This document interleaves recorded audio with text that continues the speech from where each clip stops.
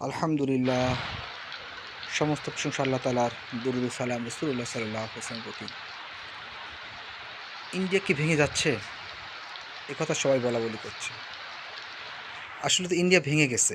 হিন্দুস্তান থেকে ইন্ডিয়া হয়েছে। ইন্ডিয়া ভেঙে কয়েক টুকরা হয়েছে। পাকিস্তান, পূর্ব পাকিস্তান, পশ্চিম পাকিস্তান, এখন বাংলাদেশ, মালদ্বীপ, ভুটান, নেপাল, এগুলো তো হিন্দুস্তানের অংশ ছিল। ইন্ডিয়া তো ভেঙে গেছে, আরও এখন ভাঙা বাকি আছে। সামনে হয়তো আরও কিছু ভাঙবে। ইন্ডিয়া টুকরা টুকর হয়ে যাবে, এটা তো ভবিষ্যৎবাণী ছিল আমাদের বুজুর্গানি দিনের। তো সেটাই তো হচ্ছে। সামনে হয়তো পশ্চিম বাংলা ভেঙে যাবে, সামনে তো আসাম, ত্রিপুরা, এগুলো ভেঙে যাবে। দক্ষিণ ভারত এটাও ভেঙে যেতে পারে, পাঞ্জাব এরাও ভেঙে যাবে।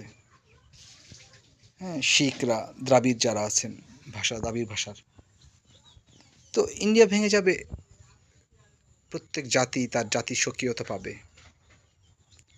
এটা নিয়ে বড় কিছু না।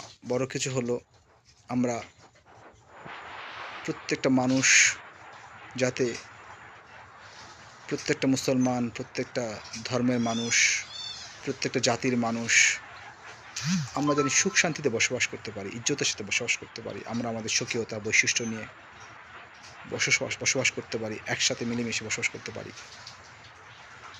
ভাঙলে যদি লাভ হয়, ভাঙাই ভালো।